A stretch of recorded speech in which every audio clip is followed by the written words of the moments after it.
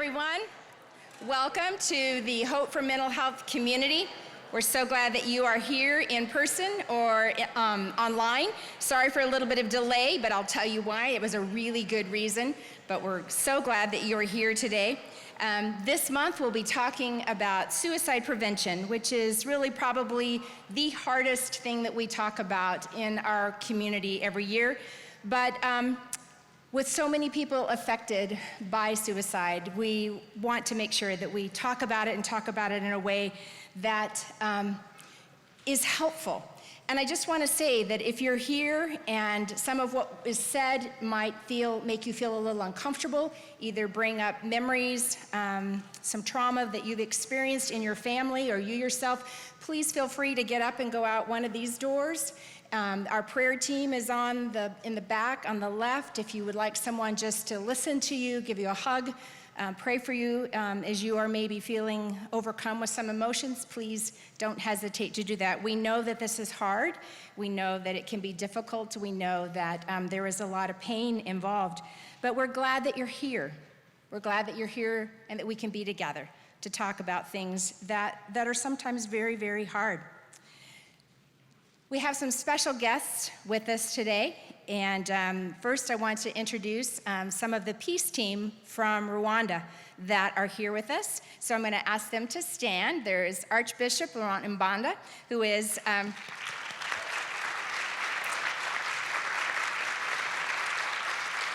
he's the chairman of the board of the Peace Plan in Rwanda. Next to him on his left is Eric Munyamana. Eric, many of you know Eric.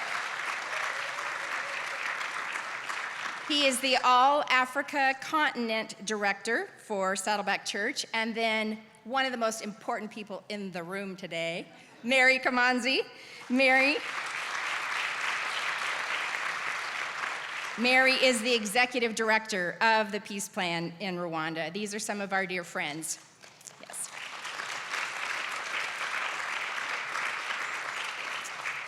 Other guests that are supposed to be here and will be here shortly, and you may see arriving, are from the UK and Zimbabwe, Mrs. Tsitsi Masoyiwa, and some of her guests, and you will see them, and you'll get a chance to meet them as well. There is probably, if Mary's my most favorite person in the room is Her Excellency Jeanette Kagame, the First Lady of Rwanda.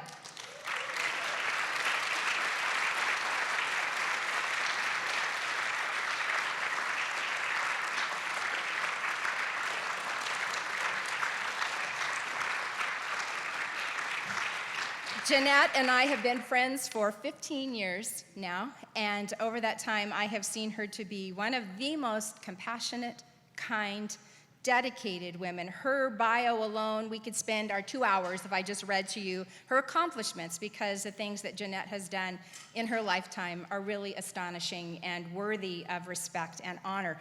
But I know her most diligently as my friend, and as a friend, her heart for orphans and vulnerable children, for people living with HIV, for girls, making sure that women get the education and the attention that they need. Jeanette is just a kind person. So would you please give her a very warm welcome. Sorry.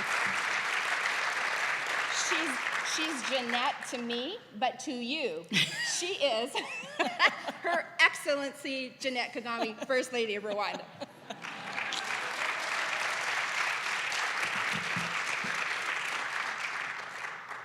Thank you, Kay. Good morning, everyone.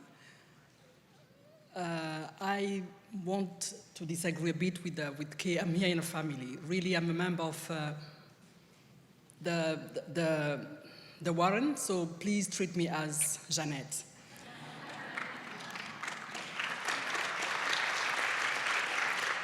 So I won't be long. Really, I'm here because of Kay.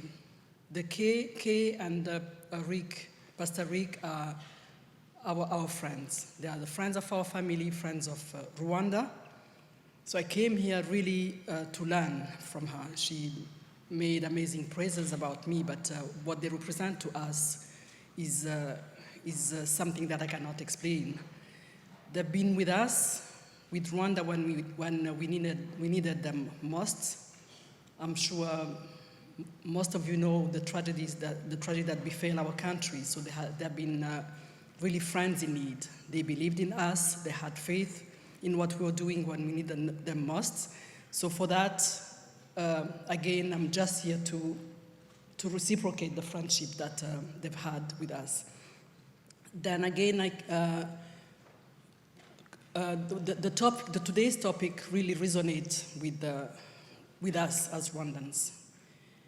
We were coming just to learn how you're giving space and time to these silent issue that people go through, the suicide and the mental health, and we are happy to be here to learn from how you people are dealing with it, and we just wonder how our country, with everything that we went through, we are able to have people still have, how they're managing those issues is quite,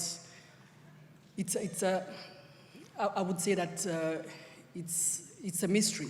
It has to be God that is helping us navigating through all these challenges that we went through, but I'm sure there are better ways of dealing with it, and we are open to learn from your experience. Thank you.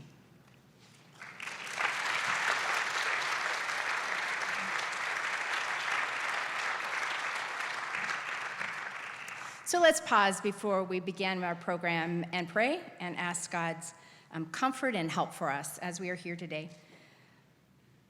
Father, I thank you that your presence with us never changes. You have said that you would never leave us, that you would never abandon us. You've said that whether we were in the deepest parts of hell or if we were as high as the sky, if we're feeling lost, if we're feeling alone, overwhelmed, if we're finding life itself too difficult, if the things that have happened crash over us like a wave, or whether we're in the places of the deepest and most profound joy, the moments of great beauty, the moments of laughter, the moments of touch with people that care about us. It doesn't really matter whether we're at our highest or our lowest. You have promised to never leave us. And that is the strength that we need to carry on every day. The constancy, the consistency of your presence in our lives. God, I pray especially for our time here today. Thank you for our guests, those that have experienced, whose lives have been affected by suicide, those who are currently struggling, those who have lost someone, and those that are just so deeply want to know how to bring help and healing to someone else who is hurting. We're here together. We join our lives together. We join our hearts together, and we ask that you would do your good work here among us today. In Jesus' name I pray, amen. Please watch this video. I never would have used the words mental illness when it came to me. That wasn't something I ever thought about growing up. I ever thought of, even in college, just those words, mental illness. I should be able to snap out of this. Nobody else is having a problem, and so I got to hold it together, and I was just continually failing at life.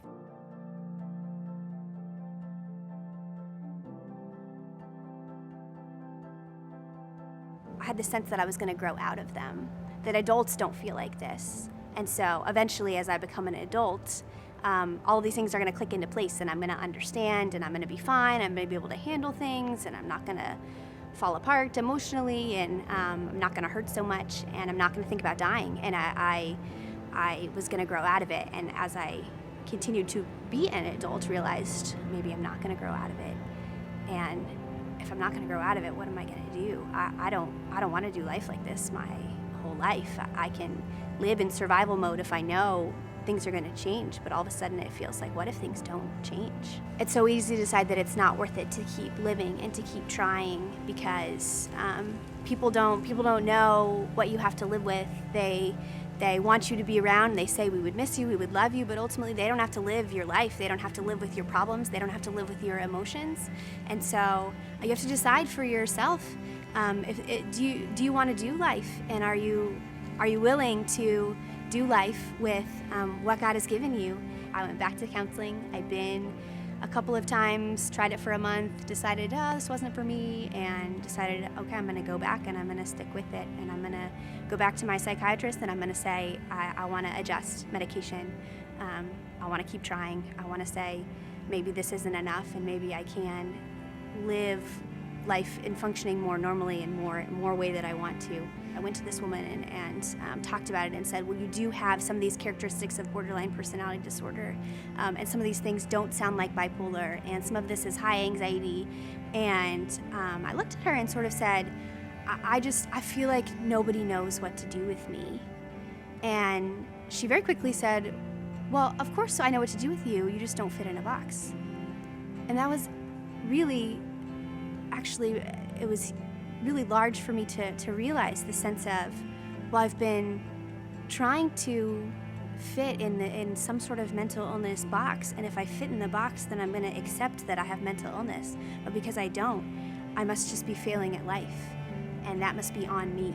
I don't need the label bipolar 2. I don't need the label borderline personality disorder or anxiety or depression, because I don't fit any of those labels. But that doesn't mean I don't struggle. It doesn't mean there isn't help out for me. It just means it's not as clear cut as I would like it to be, as other people would like it to be.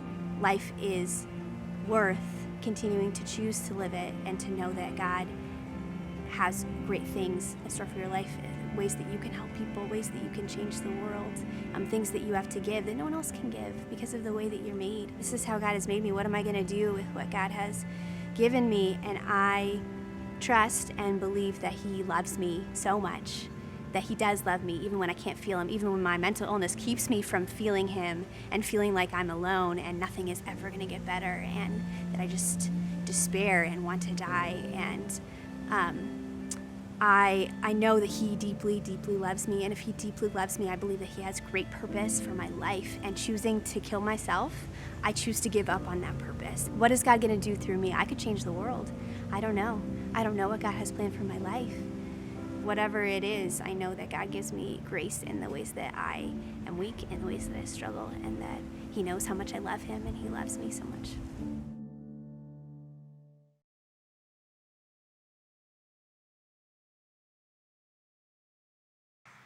So do you hear me?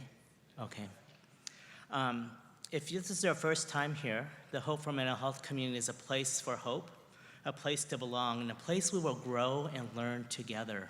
And how we do that in our time together is part of this next piece, which will be having our table discussion questions.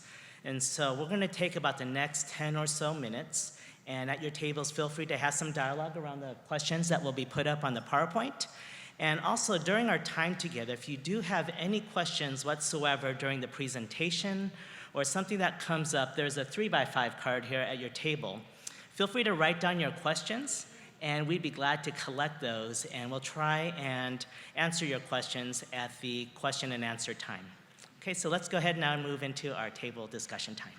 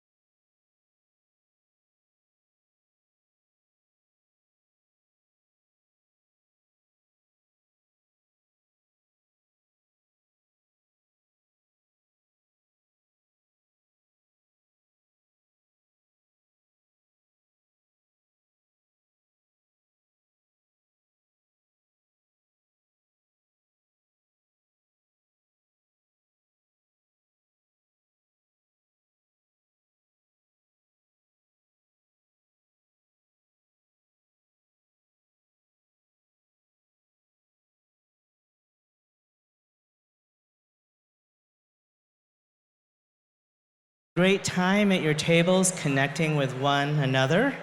If you begin to bring your attention up here, we're going to move into our next part of our time together here in community. I'm going to be introducing the education piece. We have a special guest with us. He's been a friend of the church for quite some time. His name is Dan Adams, and he's a very busy guy because the work that he does is tremendous across the country. Dan is the Director of Training for Sources of Strength, and it's an international strengths-based upstream suicide prevention program. And he has a master's degree in religious studies from the University of Cape Town, and he's a member of the Faith Communities Task Force of the National Action Alliance for Suicide Prevention. He's also a board member of the Suicide Prevention Coalition of Colorado. If you could please give him a warm welcome, Dan Adams.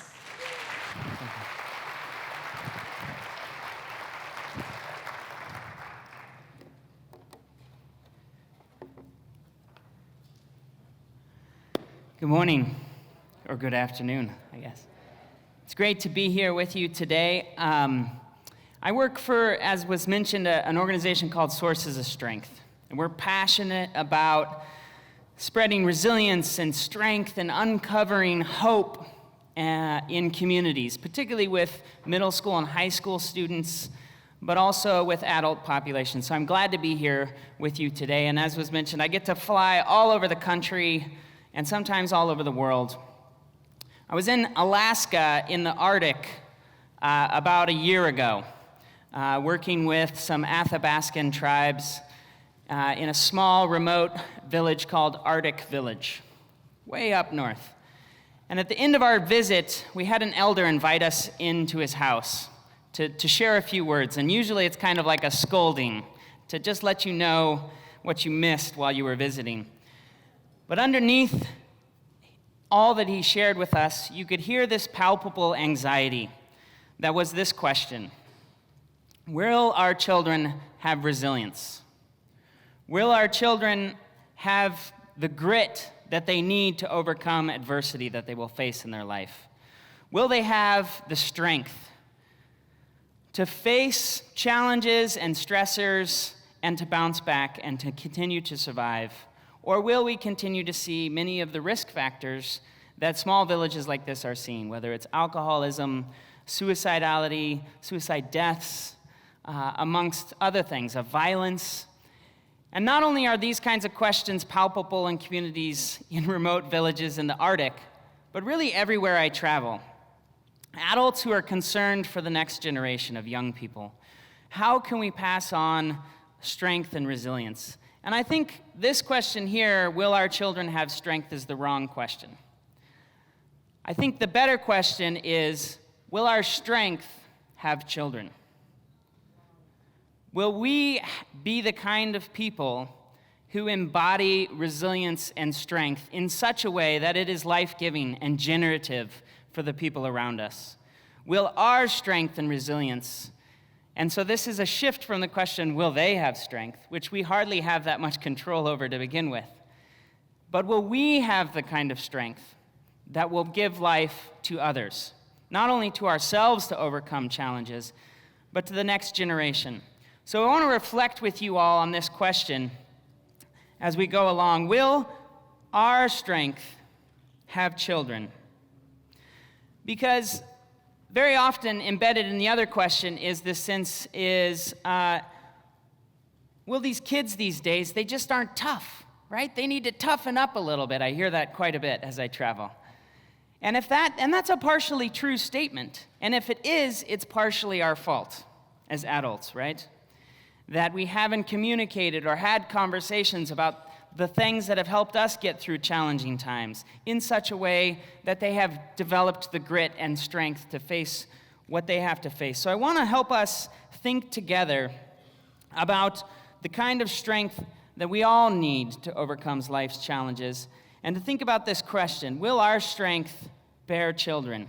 And to do that, we really need to start thinking, particularly in the realm of suicide prevention, which is where I work, we need to start thinking what we call upstream, all right? And let me just share a quick parable. Many of you maybe have heard it in the realm of mental health, but you imagine a river that runs through a valley and over a waterfall. And there's a village near the waterfall's edge.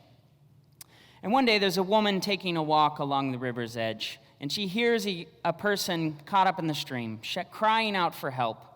And she dives into action and jumps in the river and swims out into the river, grabs this person, brings them back to shore, performs CPR, and saves a life. And the whole village celebrates this heroic event. But day after day, there are more cries for help from the river.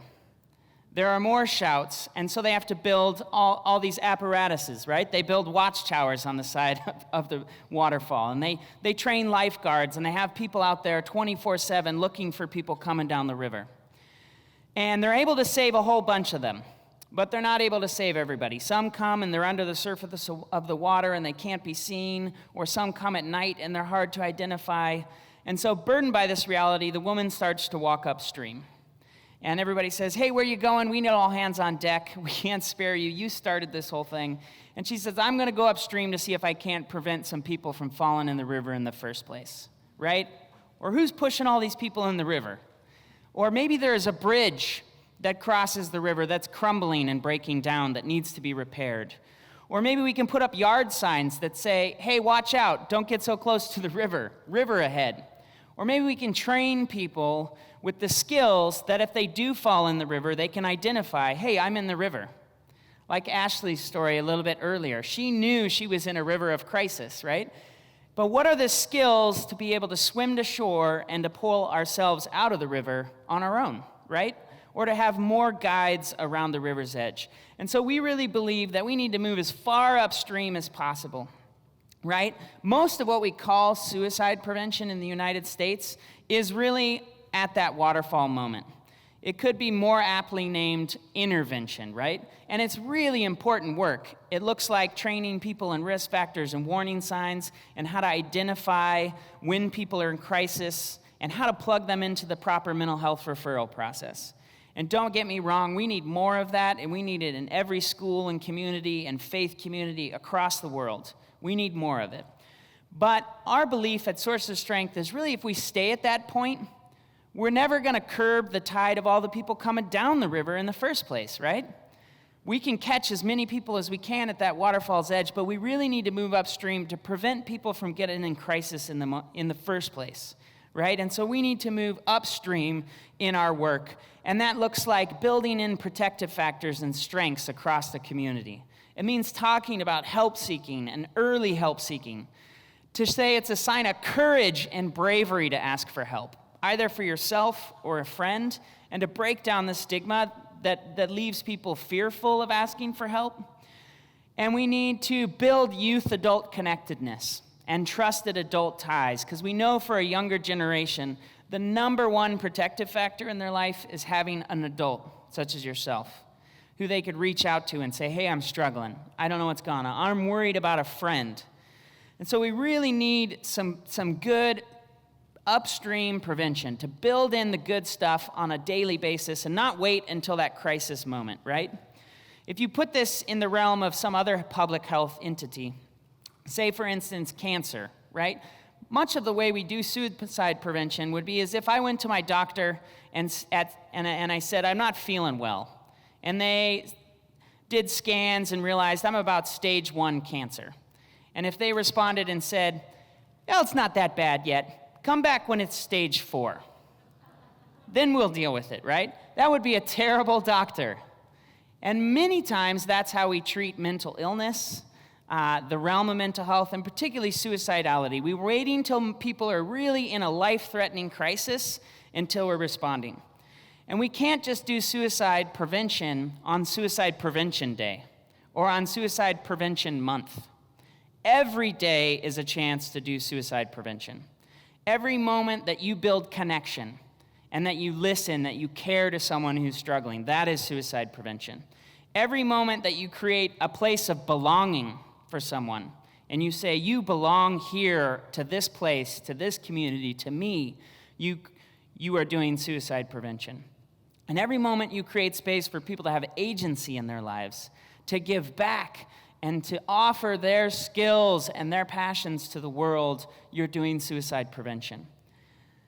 And so together we want to think together, how can we do more suicide prevention? That doesn't remove the reality that sometimes we lose folks to suicide. And it is always a tragic and heartbreaking event.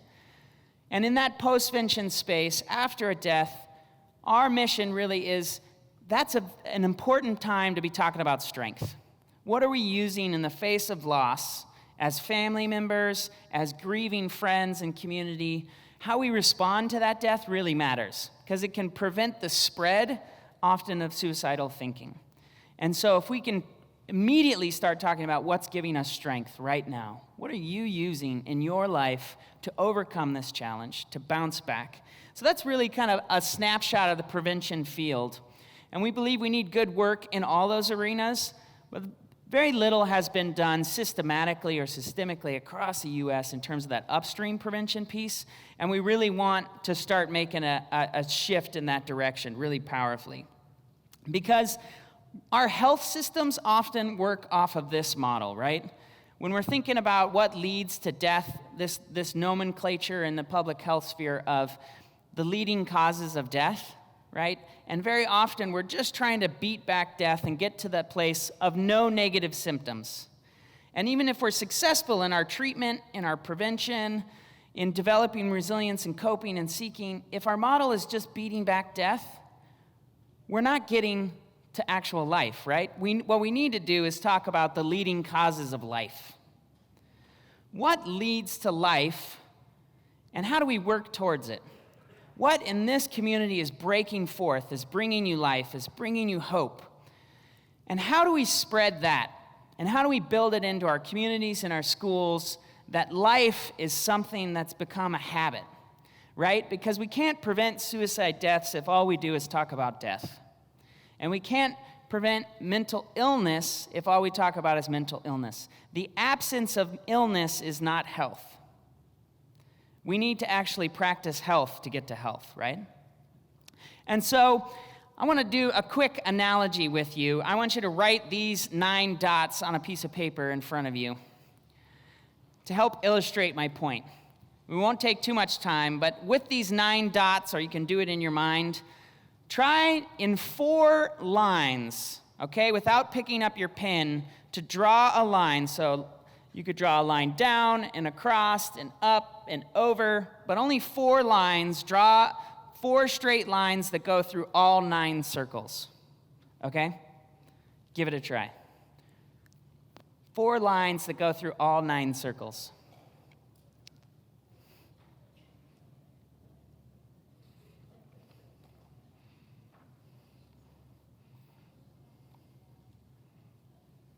And are you frustrated yet?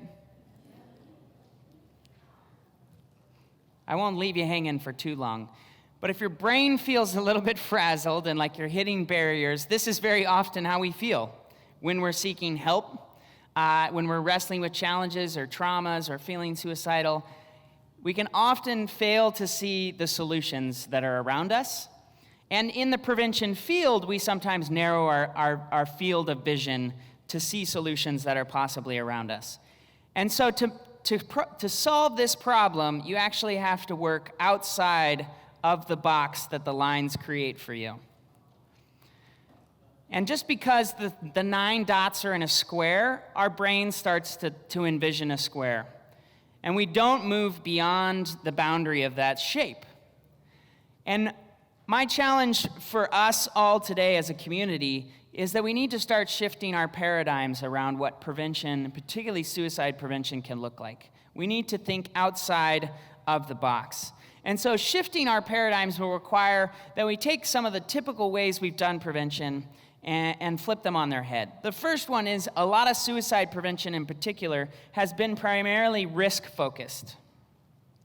We have focused on the risks that lead to suicide or to suicidal ideation, and then target the most at-risk population, right? This is important work, and more people need to know about risk factors and warning signs, and a lot of people do because of the good work that's been done. And so if I asked all of you in the room to maybe list off things that are risk factors and warning signs for suicide, I'm sure we'd hit almost every single one with a group this large. We'd maybe miss a couple of the more intricate ones, but you all have been educated around this. We'd probably see a lot of them. But if I ask you, how do you get better after a suicide? Good answer, Lexi. If I ask, how do you get better after a suicide or after feeling suicidal? There would not be as many answers, right? We might get up, I don't know, see a counselor. When you ask young people, it's often even less of an answer. Go see a therapist. And that's an important piece. I don't want to belittle that. But there's a whole host of things that can help us, right, to recover after feeling suicidal or to wrestle when we're wrestling with a mental illness. And so we really want to shift the conversation away from just a primarily risk-focused approach to talking about the strengths. What helps people recover after feeling suicidal? Because that's the true norm, really. Most suicide prevention messages like this will start off with all the death data, right? Tell you how many people are dying by suicide.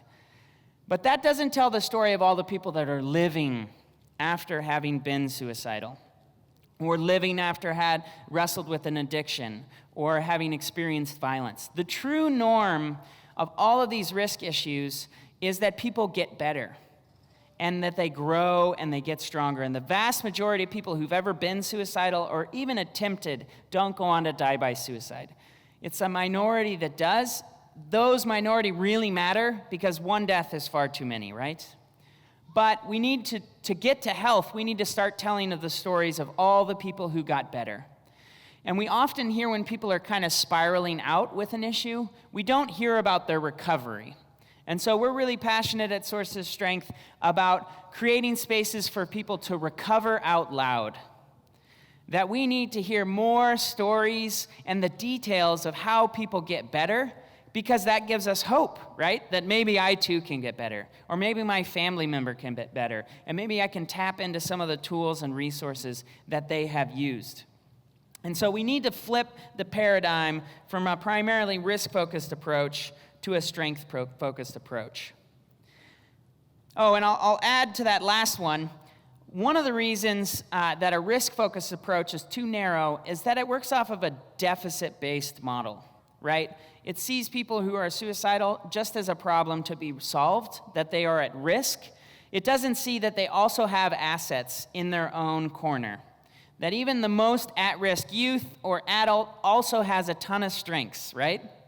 They have strengths embedded in, even on the darkest days, they have things they're holding on to hold on to life. And how do we reinforce those and support them and encourage those strengths that they have, not just focus on the deficits? What are their assets? And the second piece of this is that a lot of prevention is primarily sad, shock, and trauma focused, right? With sad stories or shocking statistics or traumatic stories. And while this might be effective with a portion of the population, in a room like this, it would be those who are already feeling pretty resilient. But anybody who's wrestled with that issue might be walking away from sad, shock, trauma messaging, feeling a little bit less well, or maybe even feeling worse off than they were before.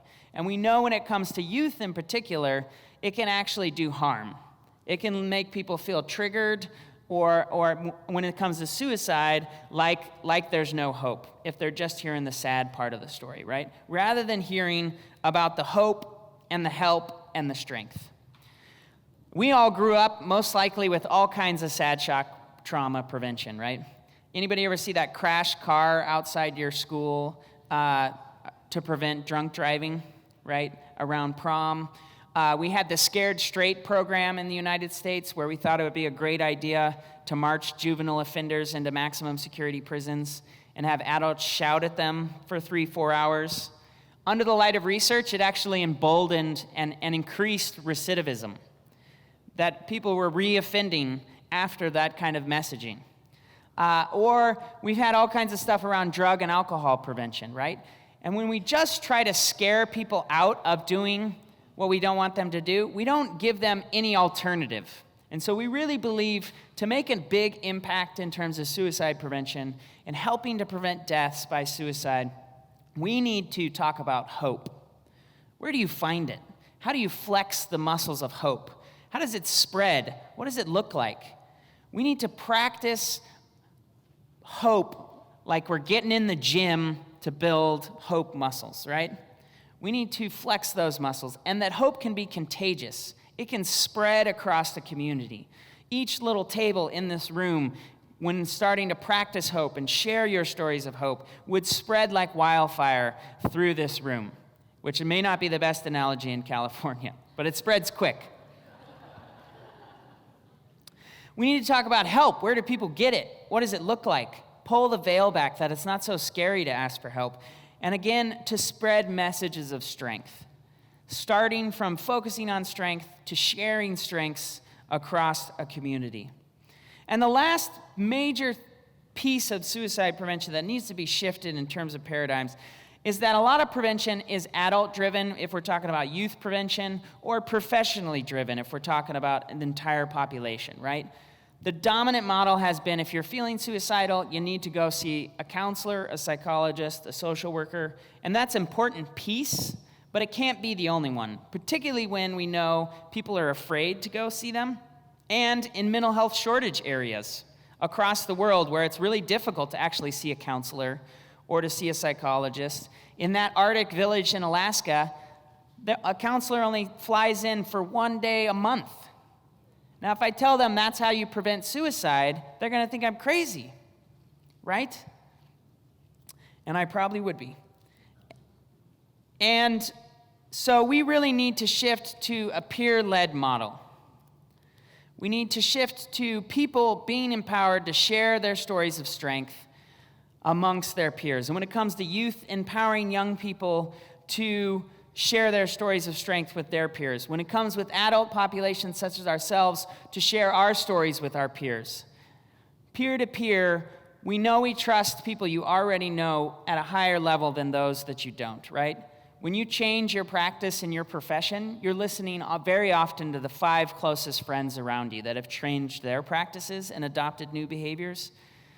The same is really true with social behaviors. We need to learn to trust our own stories to shift this narrative. And so, in terms of source of strength, the work we're trying to do, it really revolves around shifting these 3 paradigms. From a risk-focused approach to a strength-focused approach. From sad shock trauma to hope help strength. And from adult-driven or professionally driven, purely professionally driven prevention, we need to empower people to be peer-to-peer, spreading hope, help, and strength. And we do that through this wheel of strength. Many of you will have some handouts on your tables, or you can see up here, this wheel of strength. These 8 protective factors are the way that we spread these messages of strength. And everybody has these in their life in one form or another, and you might be strong in one area in some couple of months and 1 year, and you might be stronger in another the next year. And they might ebb and flow for you in at different times, but we know that these are things, both from science and from stories we've heard from people, of the 8 strengths that really help people overcome a challenge. Whether you were suicidal and you were able to get through that, these are the stories we hear. Whether you experienced a violent act towards you, whether sexual violence or dating violence or domestic violence, and you were able to get through that and bounce back and be resilient, these are the stories that we hear. Stories of family support, whether it's your immediate family, your extended family, or your chosen family. Some kids grow up in an environment where family support doesn't ring true, right? It's tough at home. And so they might have to push that out to extended family or to the chosen family that they piece together, their best friends' parents. We know positive friends are a really big protective factor, right? Not just the negative folks in our life, but the positive people who've been there for us and the characteristics of that. We know mentors are a huge strength, both when you're young and when you grow older. We know healthy activities in dynamic ways, whether that's sports, physical healthy activities, or whether it's book smarts, or whether it's writing or journaling or gaming, all kinds of things. Being in the outdoors, give people strength and help them cope. And then generosity. Acts of generosity, whether it's a service trip or a mission trip or random acts of kindness or conscious act of kindness, often when we go out to help others, we get a lot out of it. Oh, I forgot I I had these all nicely queued up. Spirituality. All the ways, traditions, cultures, practices, both within religion and outside of it, that give people hope, right? That lift their spirits, that help them get through tough times, make them feel like they're not walking through their day alone. And then the two more institutional ones, right? Of medical access, which might also be called physical health, and the mental health sphere. And these two are incredibly important, but we don't always think about them until we need them, right? But we need them, they are incredibly important. But we can also practice them preventatively, right? If we practice them ahead of time, we can prevent having to use them in a crisis. And we've significantly lowered death by heart disease in the last 3 decades. We didn't do that just by having defibrillators out in the lobby or by teaching people CPR. We taught them how to take care of their hearts, right?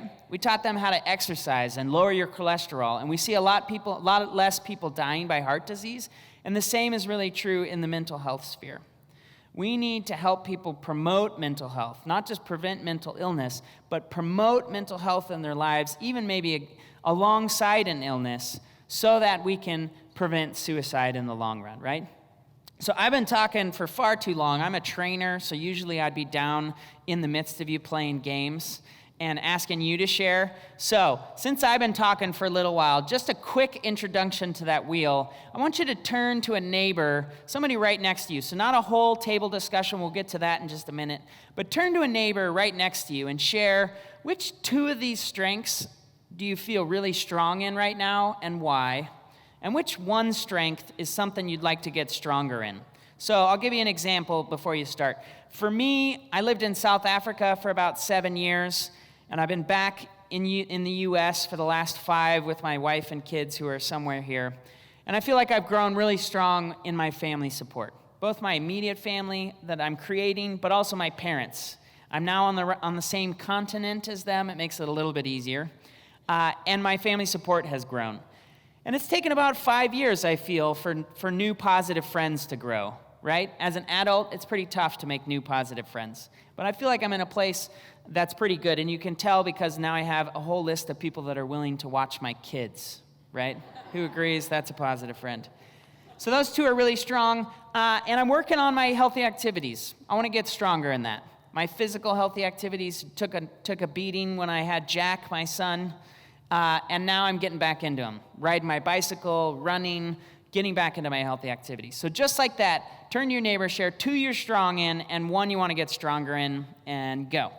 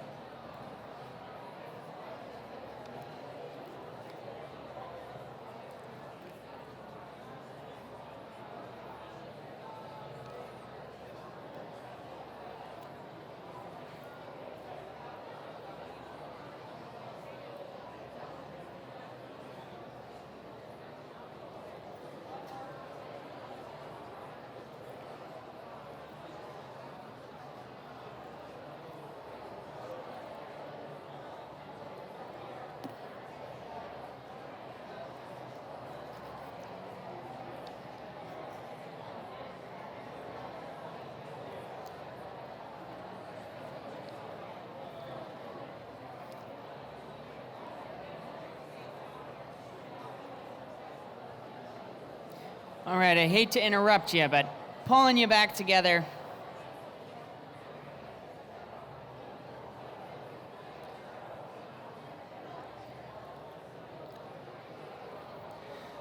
Coming back together. This wheel is really something that shouldn't just be on a screen, right? This is a lived experience. And many of you, I hope, felt that when you were sharing your story, of how easily those stories came to mind, of 1 to 2 strengths that are really core for you, that you tap into on a regular basis, that help you get through those tough days. And some you want to work on, that you want to grow, that you can strengthen. And we use this wheel in schools, primarily middle schools, high schools, universities, but also in communities and faith communities across the country, as a tool to uncover and discover what you already have in your life. Not as me as an expert up front saying these are the things you need to have, but that you already have these in your life. And how do we uncover them? What do they look like? How do they feel? How have they helped you in the past? How do we grow them looking forward so that you can start to internalize your stories of strength? And many of you in this room, I'm sure, have fought really tough battles, or have had family members who have fought really tough battles with mental illness or with suicidality, and have been winning or sometimes have not won those battles. But what we really want to get to is a place where people know that they have strength even in the midst of those challenges, and know how to tap into them on a regular basis to fight and win those battles, right? Because the most tragic thing is that when a winnable fight goes unfought. And so often in mental illness and in suicidality, there is a lack of resources or of just the language for people to hold on to of where they can tap into help. As we heard that story from Ashley before. But these stories, let me jump back. These stories can be really contagious, right? And even if you don't feel like you have strength in your life, it's there. And when you learn to talk about it, it can spread across the community. I want to share a quick story with you of a young man up in Oregon. We'll call him Jeff, all right, just for sake of keeping his identity safe. Jeff was in a training of ours, and we have a spectacular trainer named Janelle Anima. And she's working, and she gets to this point in the training where she says, hey, turn to your neighbor, share 2 strengths you're strong in, 1 you want to get stronger in. And she sees that Jeff has nobody to talk to. So she kind of circles around because she's a great trainer. She connects, and she says, hey, Jeff, what's this look like for you? And he grabs the piece of paper that you all have there. He holds it up and says, I ain't got none of this, and throws it on the ground.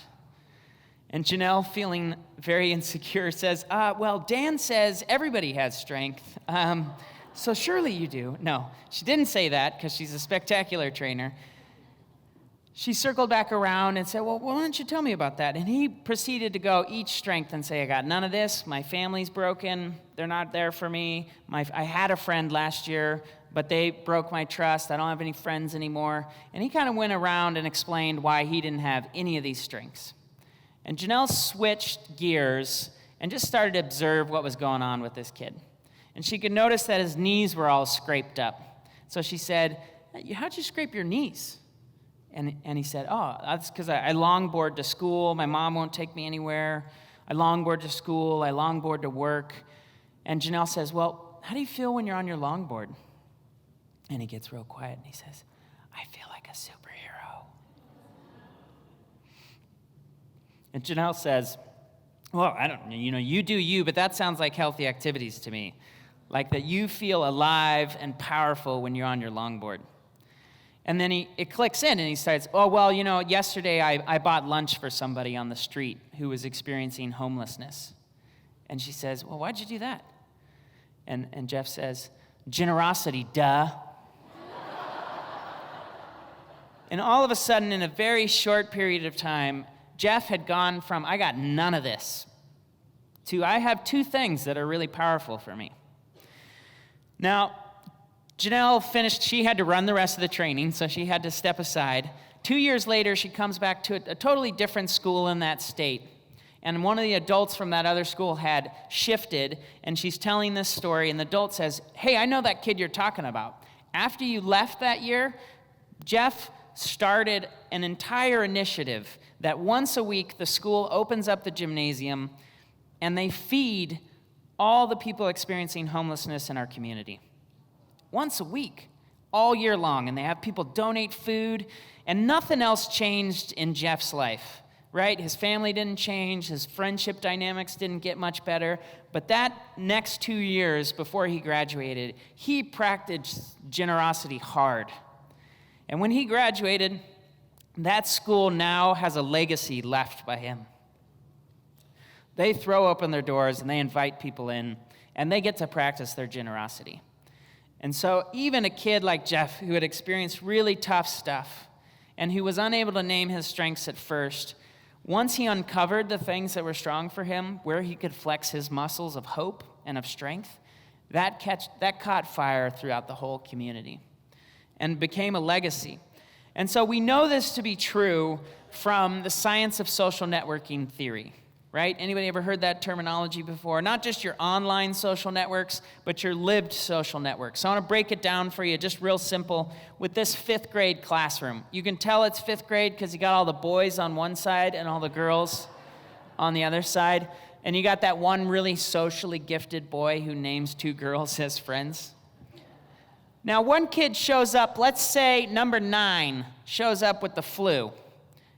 And then all the boys catch it, right, throughout that week. And then the one bridge student gets it and spreads it to the girls. Then the teacher gets it. Then the teacher takes it home to their kids. And their kids take it to their school, right?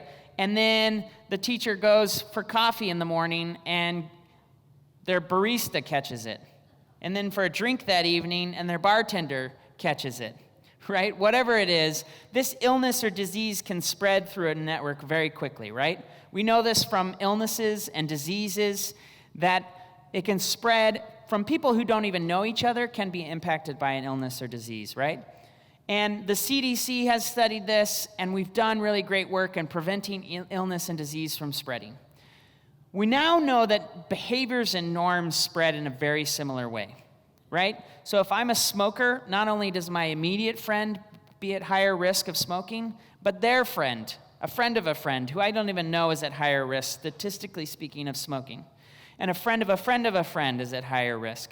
And only to the 4th degree of separation does my smoking behavior no longer impact my network. So one, this is confounding, particularly as Americans, our rugged individualistic mentality that we make all our own decisions apart from our network. When in reality, our eating habits, our exercising habits, much of the way we live our lives is impacted by the network around us. And we're bearing this out in lots of science, but we're now learning that positive things can spread through a social network as well. Things like hope and trust towards adults, things like connection can spread through networks. Things like help seeking and our perceptions of mental health supports can spread through networks. Strength can spread through a network. And so where we exist in this network really matters, right? And how we spread things. So we have bridge people, like these students, who feels like you're kind of a connector. You can easily move between lots of different groups, right? You can sit at this table and that table, and you like change. You're a really big early adopter often. People who like change and move between multiple groups, you can spread good stuff all over the place. And we need bridge people in this work to spread positive norms and behaviors. Then we have more central members. If we're thinking about schools, like a 5th grade classroom, this would be our popular students. They got named by more people than they named. Oh, I forgot to mention, each dot is a person, and every line is a relationship. And we asked every kid to name their 5 closest friends. So these central members are people that got named by more than 5 people. So they're really, really popular. They can often be status quo keepers, right? When you're at the top of the privilege pile, you don't want to talk about change. But once they come on board, they can spread a lot of good stuff in a network like this. And then we have more peripheral students. These are students on the edge of a social network. This kid named 5 people, but no one named them as a friend. So they got pushed to the edge. But they have an experience of reality that can often impact others that also have that experience, right? If we bring them on board. And then we have more isolated students. young people who feel not connected to this is a classroom, so this kid doesn't feel connected to his classroom. We need them on board. Kids who walk into schools feeling like they're isolated, maybe they're walking into enemy territory, we need them to help change the culture of a school or a community, right? And if we make this more complicated, this is a social network of about 1,000 plus students at a high school. Every dot is a student, every line is a relationship, and your dot gets bigger based on your local network density. So you can see in this A group, the dots are pretty big. That's because their friends are all back again friends with each other, right? So they named friends, and those friends are all friends with each other. Whereas down in this B group, the students are more isolated from each other. They might have named friends, but they're not friends with each other. And then every red dot is a student who has experienced suicide attempt in the past 6 months, and every yellow dot is a suicide ideation. So they had thoughts of suicide in the past 6 months. You know, if we were in a smaller group, I'd ask you what you notice, but what you're probably seeing is that suicidality can exist anywhere in that network, right? There's no real defining characteristic of where it's popping up, but very common, like in this side over here, it clusters together amongst students who have experienced suicide attempts on the edge of a social network. We've run this study in 40 different high schools with the University of Rochester in a study funded by the National Institute of Mental Health. And it bears out to be true, statistically significant, the higher rates of suicide amongst friendship groups that have had other students who have experienced suicide attempts. And so there's something that is very social about suicidality. And so if we just run programming and messaging for our typical central kind of members in a school or community, we're never going to be able to impact just those on the edge, right?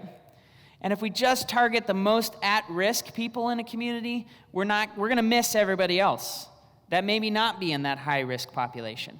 And so to really prevent suicide and to spread hope, help, and strength, we need members of a school or community from across a social network.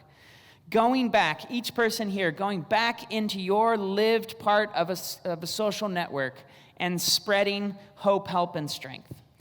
And we view people who go through our program and who engage in this wheel of strength as patient zeros of an epidemic of health or a contagion of strength, that you can go out and infect your social network with positive norms and behaviors and spread life in the same way that an illness or a disease might spread, right? We want to flip that on its head, that good things can spread through a network, and we can actually enact that. If you take that same network, so the last slide was kind of cut against risk data around suicide attempts or ideation. This slide shows those same students naming trusted adults. So every dot gets bigger the more adults you name. So say I name 4 or 5 adults, and then it turns green if I say I've actually sought help from those adults. So in this network, up here where you see group A, we saw only one student who had had thoughts of suicide. Where in this group B down here, where there's really low levels of connection to adults, we see a higher number of suicide attempts. And this really bears out true in this study, that students who have adults they could go to, the more of them that they have, and they actually have sought help from those adults in the past, see significantly lower rates of suicide attempts. So, if all of us in the room can show up in a really dynamic way for the people in our lives as trusted adults, for younger folks, we can help offer a pod of protection to them. And we can also galvanize other adults to show up in the lives of young people, because we know that it really saves lives.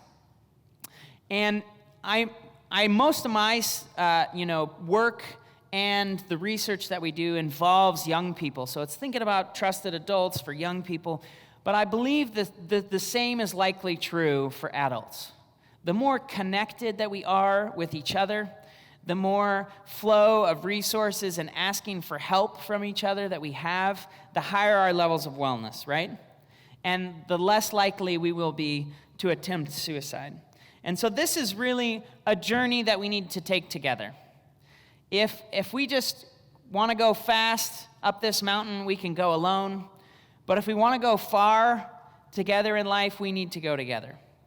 And I have this mountain up here because I was training recently at a school in Colorado that had experienced a school shooting last year. And I was training with them this year, working with students who had been in that school when students from their own school had committed an act of violence against other students.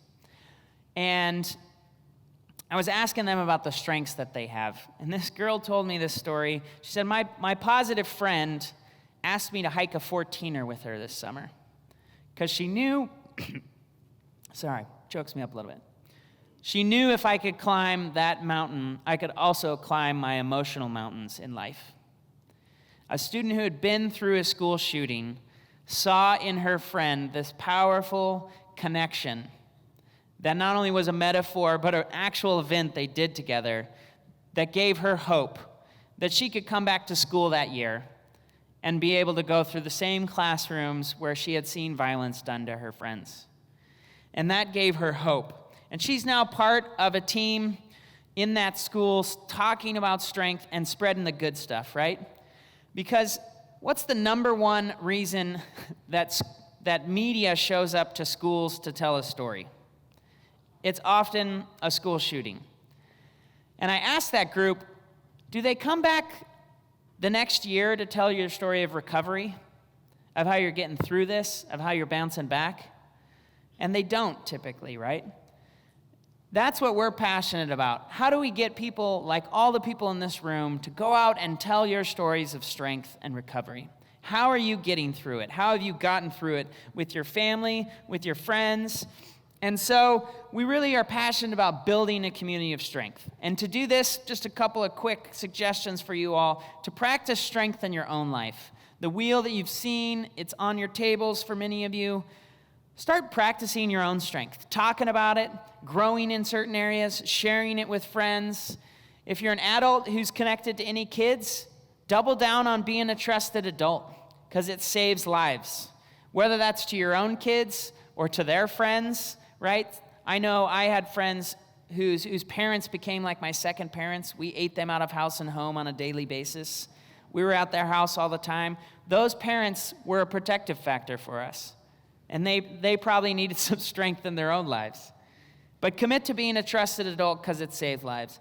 Participate in that community of strength with other folks, not only sharing your own strengths, but practicing them with others. And then share those stories out with your friends, with your family, with your community. They can be contagious. And support others as they discover their strengths. And one of the ways to support others as they discover their strengths is to honor and acknowledge what they've shared with you very often and ask them about the strength that they have. If a friend comes to me and is wrestling with feeling suicidal or with a mental health illness, I can listen and be compassionate and honor and acknowledge what they've shared, but very often we forget to ask them, well, what strengths are helping you right now? Because it might not just be, hey, I think you need to see a counselor or a psychologist. That might be a part of the conversation to get them to the help they need and deserve. But you can also ask them, what's giving you strength? What's getting you through this moment right now? And how can I support you in that? And that might relate to all of our strengths. So maybe that's family support, and you want to grow it or you want to help them grow it. We know that families that eat together, that create traditions, that encourage positive behaviors within their family, and that create a sense of fun and play, experience higher levels of connection and resilience. We know that friendship groups that honor positivity and qualities that lift each other up can build connection, and that students that are more connected with more students, more other kids, see a lower level of suicidality. So the larger or more connected your friendship groups are and less isolating, the more connection you experience, lower suicide attempts. And so practicing your family support, your positive friendships, sharing your stories, talking about your mentors, creating spaces for younger people to tap into mentorship can all build strength. Healthy activities, doing your own, helping others find theirs, and asking questions about what does that do for you when you practice certain healthy activities. What does that do for you when you go out and practice generosity? When you are doing good for others, how does that help you with a friend? Or if someone doesn't have generosity or an act of service, that you're helping to tap them into that.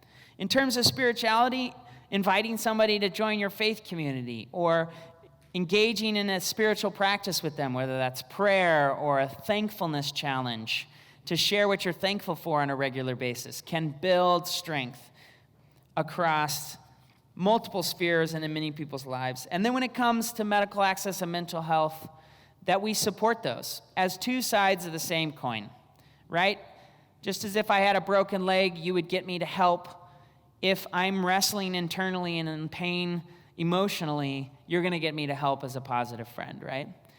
And not giving up until you get that friend or that child or that family member to the help they need and deserve. And that's my phone telling me it's at time. So we want to start and end from a place of strength. There are deep reservoirs of hope in this room. In each of you, in the collective connections at your table, in this community, and in the communities around, we have deep reservoirs of hope that sometimes go untapped, but that are very powerful. And so we really believe that we can empower a well world if we not only practice our strengths, but if we share those with others and empower others to tap into their strength. We can significantly lower suicide rates by doing these things in our schools, in our communities, in our families, and across the nation.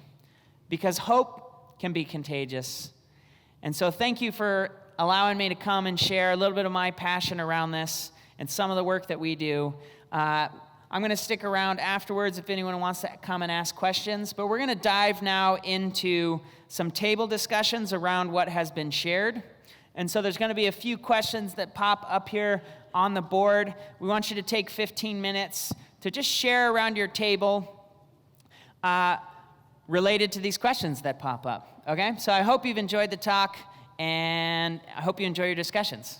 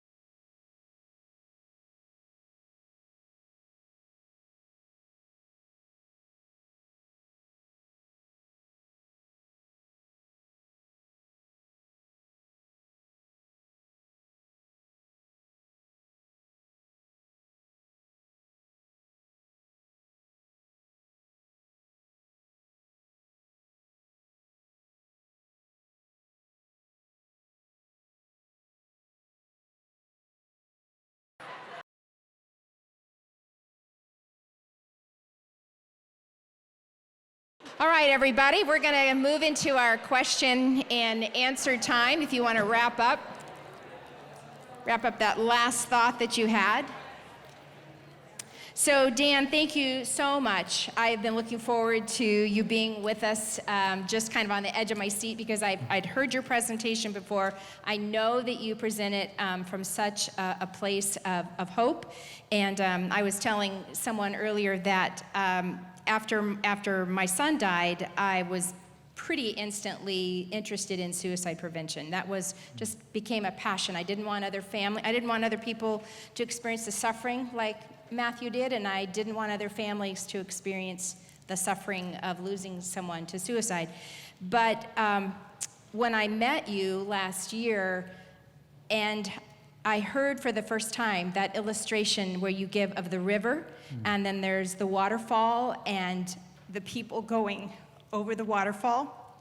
And I knew that I had spent 5 years sitting right there at the edge of that waterfall trying to grab people as they were going over. And as you said, that work is very necessary. We will always need people who are there in a crisis, who intervene, who are there with compassion and skill, and help people as they are losing their will to live. That role will always be so important.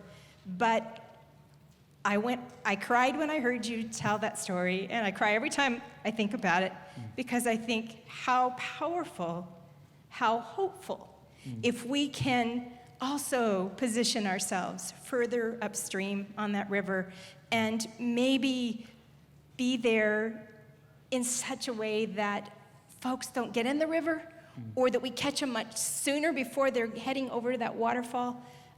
That illustration, I will never forget the power of that and how it has changed and shaped my own view as a suicide prevention advocate. I know that there are others called to be at that crisis point. I really want to work at that upstream effort. So thank you. Thank you for sharing it so clearly. And Thank you. I wrote down, I was scribbling as fast as I could. I've got notes kind of everywhere. And thank you for sharing so courageously and bravely also about your loss and pain. And I think, the work that you do is a shining example of responding to loss with strength, of what can I do to make it a better situation for others wrestling with this. Thank you, Dan. So Thank you.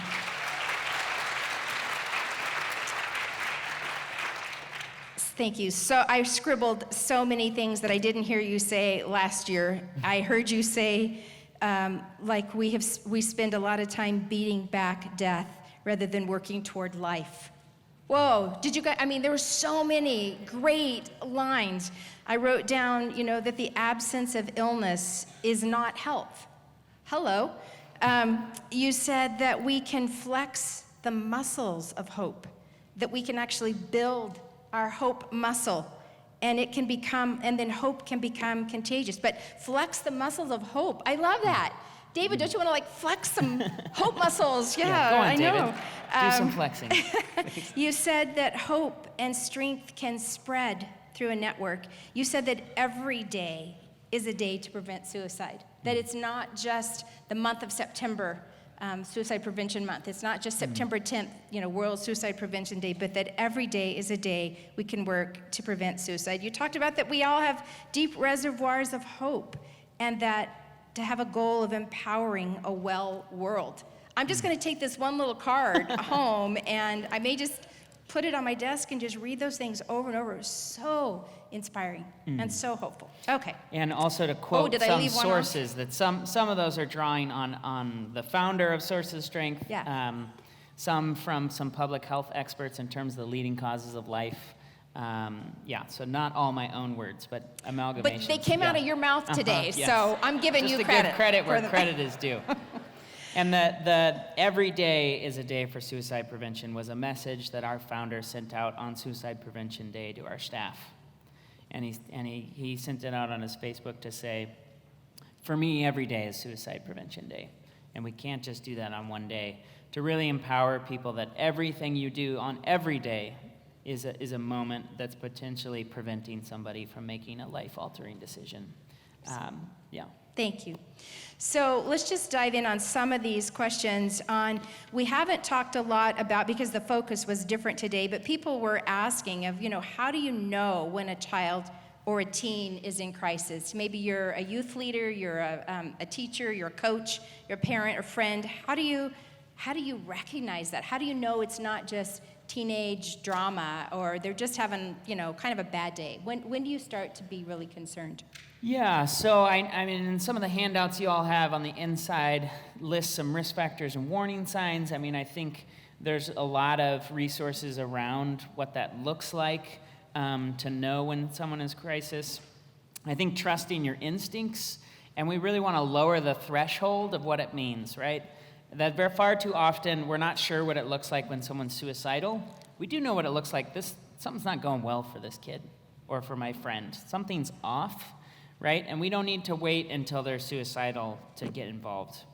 And so we really want to lower the threshold of what it looks like to ask for help for a friend or for yourself, so that when your friend is having an off day, you get them connected to help and support. The other piece of this is that we as adults, when we're talking about young people, know not as soon as other students do. So we know from a lot of studies around like QPR, question, persuade, refer, or like assist, these big kind of gatekeeper, those waterfall models of identifying risk factors and warning signs and plugging people into help. We know that students know much sooner than we do as adults when their friends are struggling, but that there are very often codes of secrecy and silence that exist. So I tell my friend David, but I also say, don't tell anyone. And that kids are really scared of breaking that friendship if they break trust.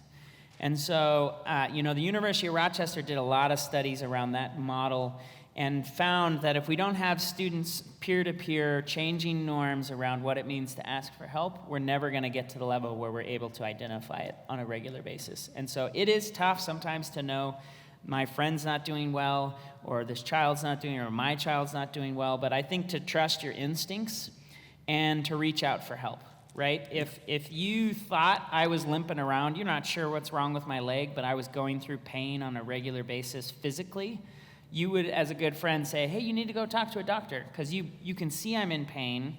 You know I don't deserve to be in pain. You know that there is help I can get, that I can get better. You believe that for me physically, then you're going to tap me into help. We really believe the same should be true for mental health stuff. That or for mental illness, or whether it's suicidality, that we're connecting people to help on just that off day, not waiting until they're suicidal to do that. But sometimes it can be a challenge, and I think never be afraid to ask somebody. Like, hey, I can tell something's going on in your life. Sometimes when people are feeling or behaving this way, they feel suicidal. Have you ever had thoughts of suicide? A compassionate question often is like a breath of fresh air. And a friend or a student can say, no, I haven't, or that's not me, or they could say, yes, thank you for asking. So I think trusting your instincts, asking a question kind and compassionately, trying to connect them whatever resources are available early and often, so that we're not just waiting until people are kind of in acute suicidal crisis. Were you going to say something, David? Yeah, The other thing I would add, when it comes to kids in school systems, is to get them assessed. Like, to do a suicide screener is really powerful. We have a school district, Jefferson County School District in Colorado, that after implementing sources and doing a lot of good suicide prevention work, they saw a spike in their suicide risk assessments, but they saw a decrease in the thousands of risk assessments in terms of those who were hospitalized or needed outside referral. So that was really validating early help seeking. While their assessments went up, they were not yet at high risk. They also found that all the students who had been assessed didn't go on to die by suicide. They had a few suicide deaths over the 2-year period where they were doing really good measurements, but none of those were students who had been assessed. So it really validated the tools work well. If we can get kids connected to being assessed, to see where they're at on a suicide risk assessment, and then get them plugged into the help and support they need, those aren't the kids that are still at risk. They're getting plugged into the supports they need. Yeah. Thanks, Dan. And as you talk about connection and you talk about the sources of strength, if I'm a parent, or I'm in a school setting, or I'm a church worker, And I have this card that you put at every table about the sources of strength that are there. Could you give us some tips on how to use this card when working with a student upstream with imparting strength? So do you mean the one with like the wheel or The one with the wheel? Yeah. Yeah, I mean, I think the wheel, I really love it in my own life because I think it's pretty self-explanatory. It's just a tool for storytelling. So you could put it down on you could draw it on the back of a napkin if you want, so it doesn't feel so much like a program. And just have conversations of say, hey, whether it's in the good times or tough times, to say, what's giving you strength right now? And even if you don't use the wheel at first, you can have that conversation. So sometimes in our trainings, we'll use big poster paper and get everybody to sit down and write and draw. What's all the good stuff in your life? What do you tap into that helps you get through tough times? And that's not all the stuff that makes you happy. It's what gives you strength, right? Because you can be incredibly unhappy and still have strength. You can be going through the darkest moment in your life and have strength that you are holding on to. And so it's not just saying, oh, you got to have all, you got all this stuff, your life is hunky-dory and it's getting better. But strength is what helps you hold on and to grow and claw your way back into life from challenges. And so I think just having that wheel as a discussion topic of say, hey, which ones have you tried out? Our founder was once working with a really suicidal woman who felt like she had tried everything in the book. I've seen a counselor, and I didn't like the therapy they did, and it didn't help me, or the medication made it actually worse. They'd had a bad experience with mental health. I've tried the prayer thing, and that hasn't helped. My friends don't really understand what I'm going through. And kind of walked through, again, I feel like I've tried a lot of this. And she said, and he had just drawn it on the back of a napkin. And she said, I don't feel like I've tried generosity. Like, I don't know, that's one piece I haven't really done. And so he said, well, what would be good for you? This is in Bismarck, North Dakota, I think. And she said, well, there's an elderly home by my house. Maybe I could go volunteer. And she hadn't thought about that at all. She didn't think it was going to be a magic wand. And it wasn't. But day after day that she volunteered, she got to know the elderly women in this home. And she started to have some agency. Whereas before she had felt like she wasn't doing anything. She was just a burden on others around her, which we know is a big risk factor for suicidality, feeling like a burden. And somehow knowing these women, doing their nails, hanging out and playing canasta and cards with them, and hearing their cheeky humor and sometimes their forgetfulness, but having some agency and a role to play in that community gave her hope. And over time actually helped her at least take the edge off of that suicidality. And so sometimes, I imagine for many who have wrestled with it, it can feel like I've tried everything, or how does this help, me in where I'm at? And we still would say definitely tap into professional help of counselors and psychologists and social workers to provide, and seek better help if you feel like the care and is not acceptable what you're getting, or the therapy's not working. Keep advocating for yourself and your family, because not all therapy is the same and not all therapists are the same. But we often hear stories of people who thought they'd tried everything, who end up finding something that really helps. Yeah. So, and then using the wheel to share your stories of strength. I love what you're sharing, because what I'm hearing just scream out of what your message is in that relationship. Strength is imparted. Yeah. And you're calling out people's natural gifts and their abilities. It's such a beautiful thing. Just feels like it's so much what the church, we're here as part of a faith community today, and this is this is what the church is supposed to be at our best. We are supposed to be a place that reminds people that they have strength. To remind people that there is hope, to remind people that we're there for each other in the dark times.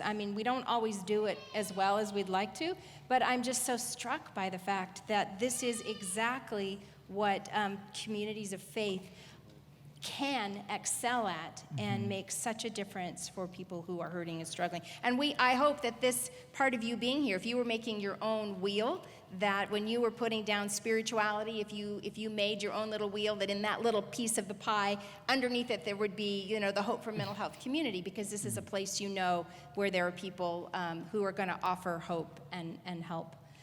David, you want to ask something about just maybe how this can be around schools or how it can be incorporated? Yes. One of the questions we had is how is Sources of Strength brought into schools? Because we know that you do a lot of training in schools. Could you explain the process of what that looks like, what the model looks like in practice?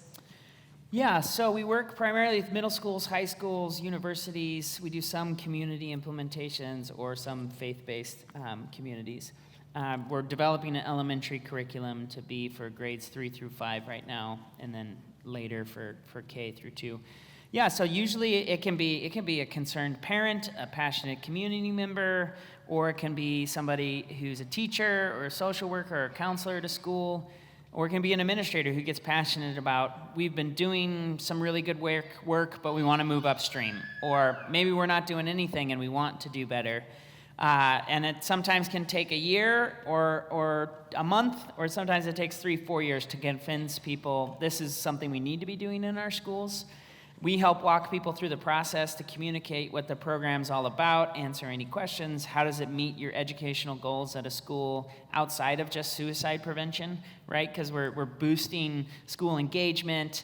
We often see a reduction in disciplinary events and an increase in attendance when kids are feeling well and healthy. They show up and can perform academically and in their lives better. So we communicate really how the program gets run. And usually it's not funded by the school or community themselves. It's a grant from the state or from the federal level or a foundation. Or sometimes faith communities partner together around schools to say, we want to be a part of bringing hope to this school in terms of wellness and resilience. And so they'll raise money or they'll fund it. They'll host schools doing the training in their buildings. So a lot of different ways that happens. Typically just get in touch with us at sourceofstrength.org, and we can start walking people through the process wherever you are. If you're outside of a school or inside of a school, we can potentially talk to you how to make it a possibility to get a program like ours or another one, but anything that's going to help kids thrive. Yeah. And is this also available for churches and other groups as well? Yeah, it gets a little, definitely we train, depending on the size, whether or not it makes it possible if we need to train one church by itself or multiple churches together at one training. But yeah, we have trained a lot of faith communities, Jewish Orthodox communities in Houston, Presbyterians in Colorado, and a lot of Catholic schools and private schools and religious schools as well as faith communities, yeah. Thank you. Thank you so much, Dan. Thank you for sharing with us. Let's give Dan a really warm welcome. Yeah. Thank you. I just want to once more. I forgot to, at the end of my talk, you also have this postcard here that says, thank you for being a source of strength in my life. And on the back it says, to and from. And I'd just like to challenge you to think about someone in your social support network who has been a strength for you, who either calls you on your tough days or loves you through the good and the bad, a parent, a family member, a child, a mentor, a counselor, somebody who's been a strength for you. Write their name at the top, write your name at the bottom, write a thank you message to that person, and if it's possible, hand deliver it. Don't mail it, take it to them and say, thank you for being a source of strength in my life.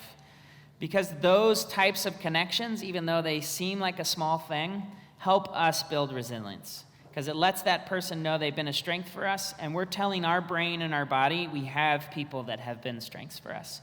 And so that's how you flex hope, is by practicing it in small ways, by thanking your social support network, by reaching out to them when you need them. And so write a thank you card and go and give it to them. And if they're not in the area, you'll mail it to them. That's also all right. Thank you. Go ahead, Dave. Thank you so much, Dan. Yeah. Thank you. Thank you. Before we close, and I have a few announcements to share, and then I'd like to pray for you as we go on our day. One of the things that Saddleback Church is planning is a day event called International Survivors of Suicide Loss Day.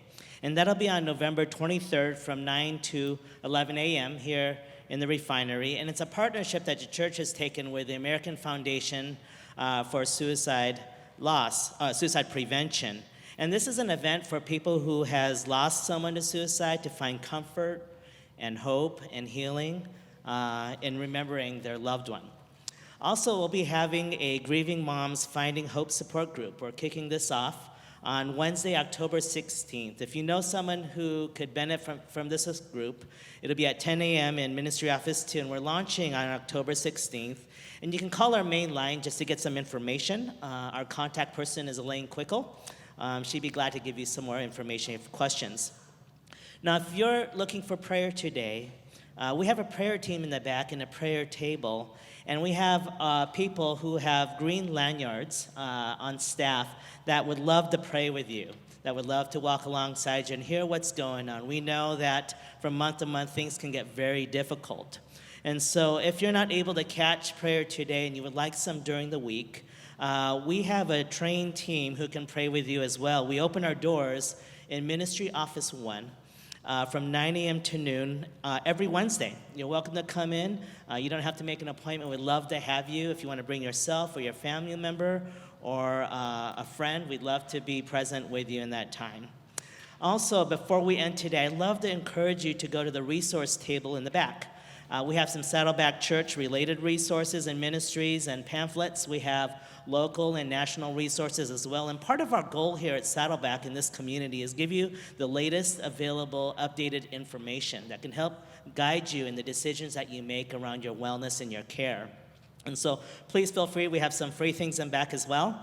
And go ahead and pay attention. And finally, if you'd like to volunteer here at the Hope for Mental Health Ministry, just contact Kathleen Jones. She's on staff here. You could email her at mentalhealth@saddleback.com. So I'd love to pray for you before we go. Let's go ahead and bow our heads in prayer. God, we thank you that you're a God of hope, that you take the deserts in our lives and bring your water of life, that you turn our deserts into rainforest because you care. So God, we ask that you bring your protection and your comfort and your healing touch and strength in our lives because you love us. So Lord, when there is suffering or trouble or trials, any grief or pain or trauma and struggle, I just ask you to restore and to renew and to set a pathway for us where we can experience your love, experience your mercy and kindness because you're good. We love you. So thank you, Lord, in advance for all that you will do in response to our prayers today. We ask that you go before us now. In Jesus' name we pray. Amen. God bless you. Yep. Thank you for coming. See you next month.